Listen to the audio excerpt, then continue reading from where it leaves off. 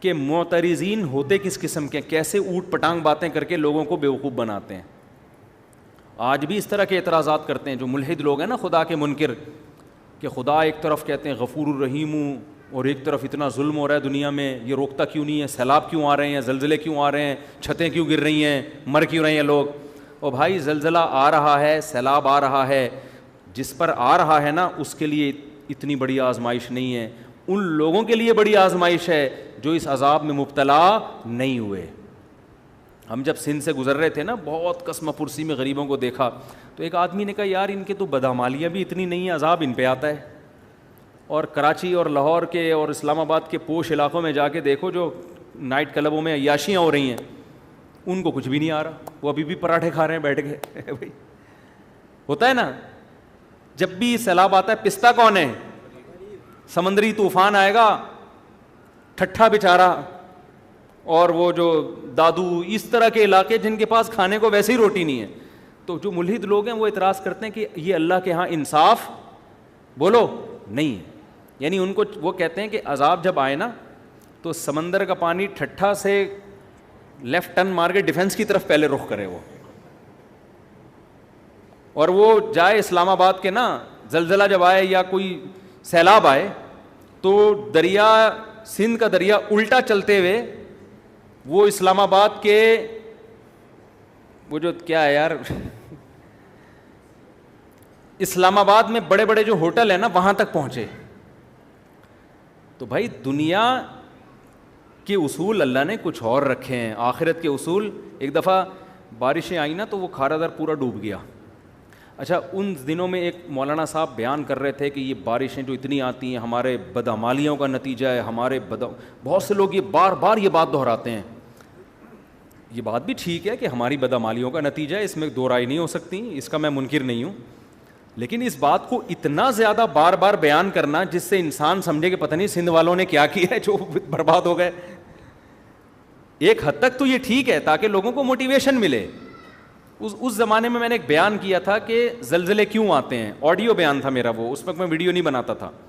اس میں یہ سمجھانے کی کوشش کی تھی کہ بھائی ضروری نہیں کہ زلزلے میں جو قوم زیادہ تباہ ہوئی ہے وہ بری ہو اور جو بچ گئے وہ اچھے ہوں.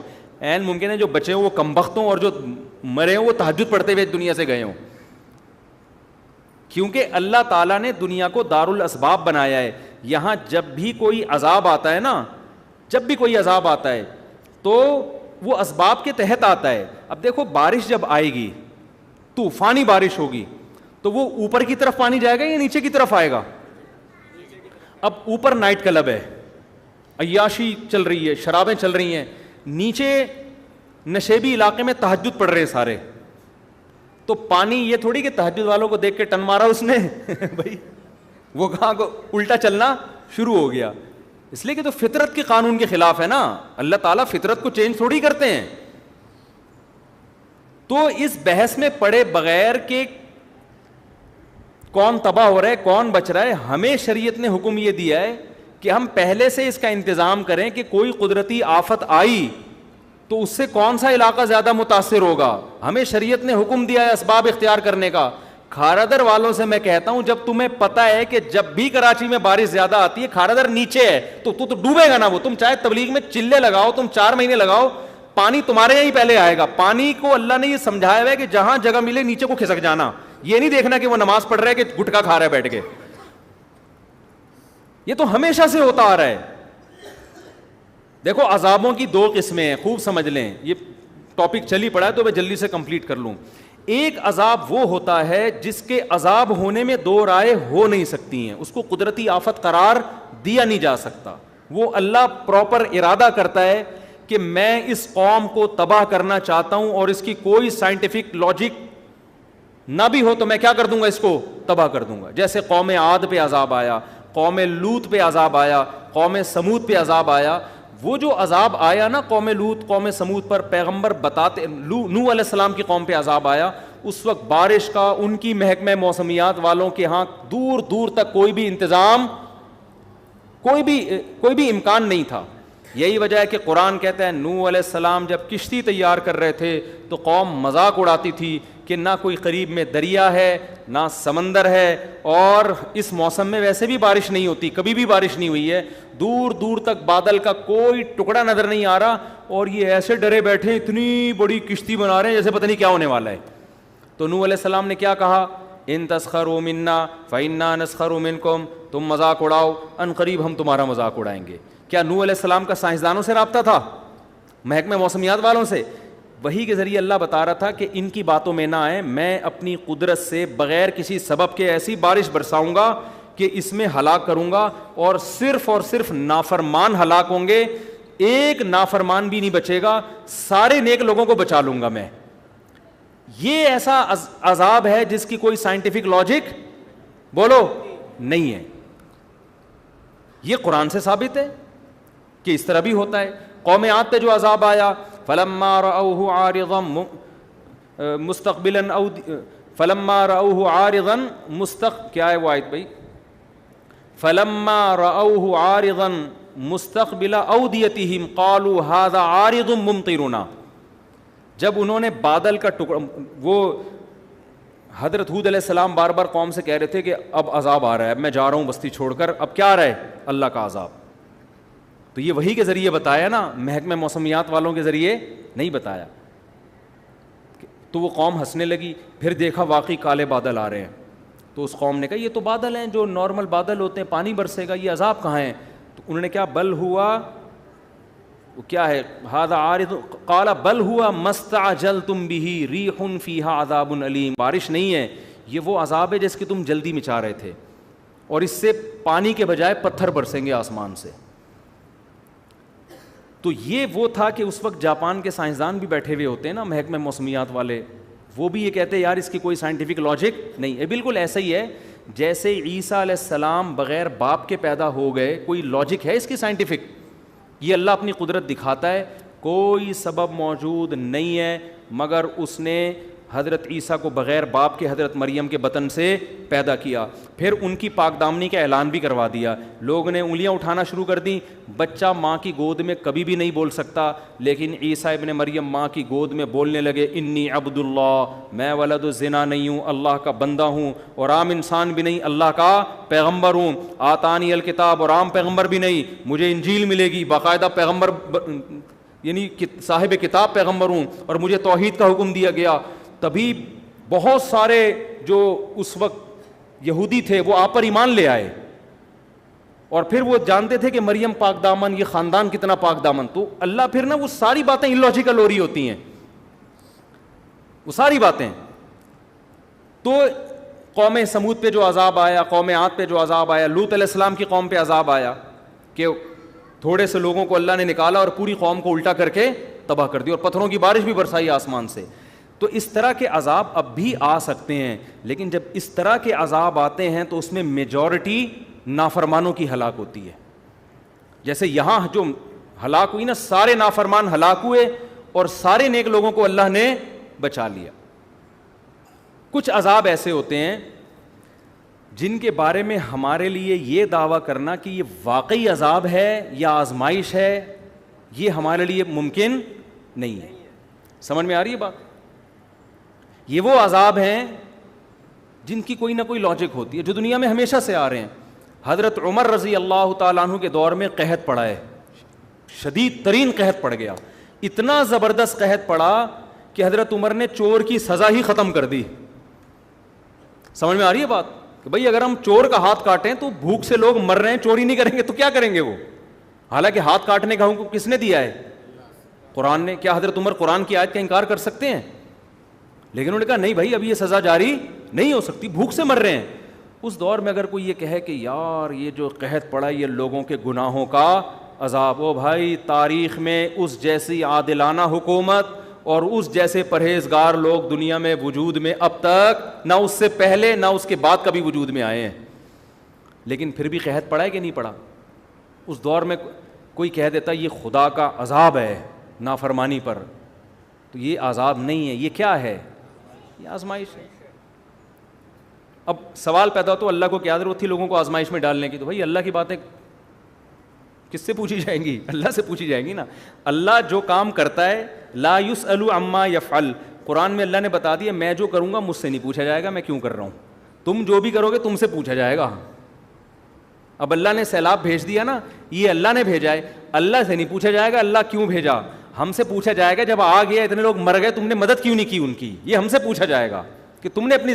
اگر کوئی کہے کہ اللہ نے کوئی سندھ کی عوام پہ اتنا ترس آ رہا تھا تو اتنا بڑا عذاب بھیجا کیوں اللہ نے, تو اس کا مطلب آپ سوال کس سے کر رہے ہو, اللہ سے کر رہے ہو.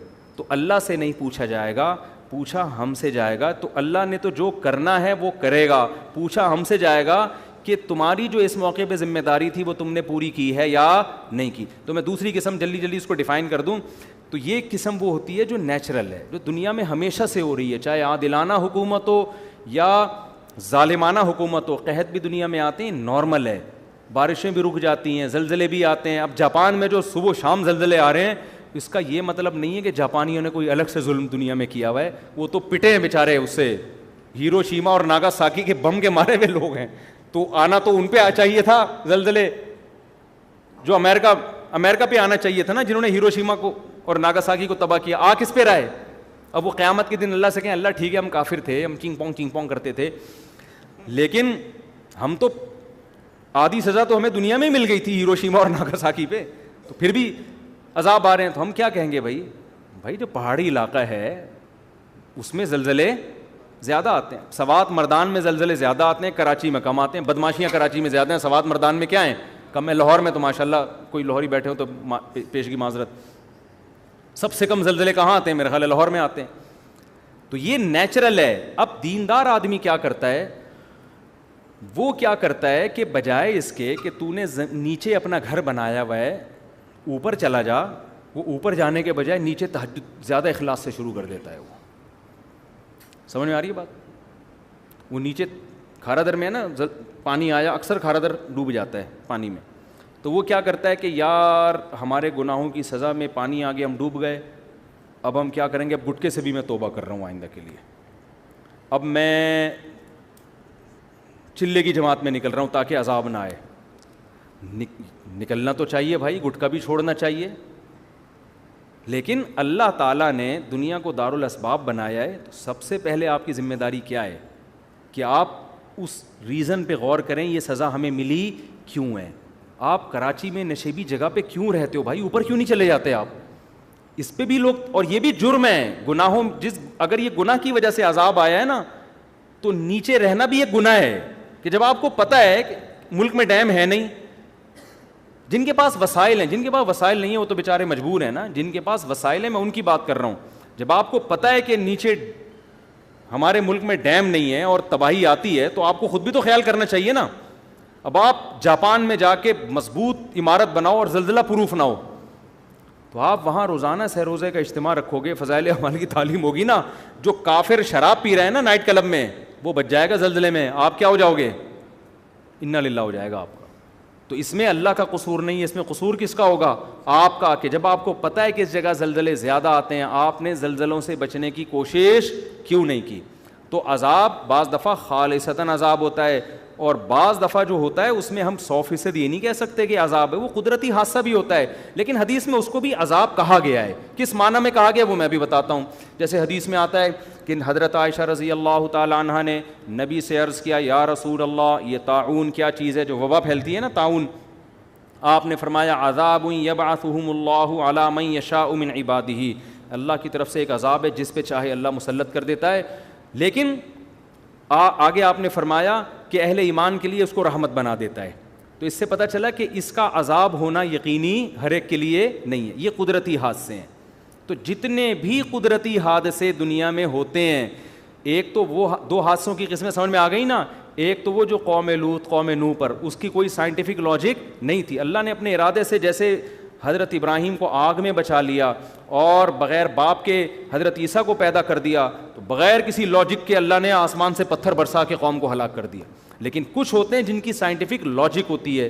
دنیا میں جب گیس اتنی نکل رہی ہے نا تو زلزلے خود بخود آئیں گے. کتنی گیس کتنا پیٹرول تو ہم نکال رہے ہیں نا, تو نیچے سے زمین خالی ہو رہی ہے کہ نہیں ہو رہی. تو جب زمین ذرا سرکتی ہے کہ تھوڑا سا یہاں سے خالی ہو گئی ہوں, تھوڑا سا اپنا ادھر کروٹ لوں میں, تو زمین کی کروٹ چھوٹی کروٹ بولو, وہ بڑے بڑے پہاڑوں کو ہلا دیتی ہے. وہ تھوڑی سی یوں ہی لاکھوں لوگ یوں ہوئے کہ اب دوبارہ پرانی پوزیشن میں آ ہی نہیں رہے. تو یہ جو اس قسم کے حادثات ہوتے ہیں ان کے بارے میں نبی صلی اللہ علیہ وسلم نے دو ٹوک بتا دیا کہ یہ نافرمان کے حق میں عذاب ہیں, فرما بردار کے حق میں کیا ہیں, رحمت. تو سندھ کی عوام یا بلوچستان یا KPK میں جو مصیبتیں آئی ہیں تو نیک لوگوں کے لیے کیا ہے, یہ رحمت ہے, برے لوگوں کے لیے کیا ہے, یہ عذاب ہے. تو ہر قدرتی حادثہ وہ برے کے لیے عذاب ہوتا ہے, نیک کے لیے کیا ہوتا ہے, رحمت. اس سے پتہ چلا ہے کہ وہ نیک پر بھی آ سکتا ہے.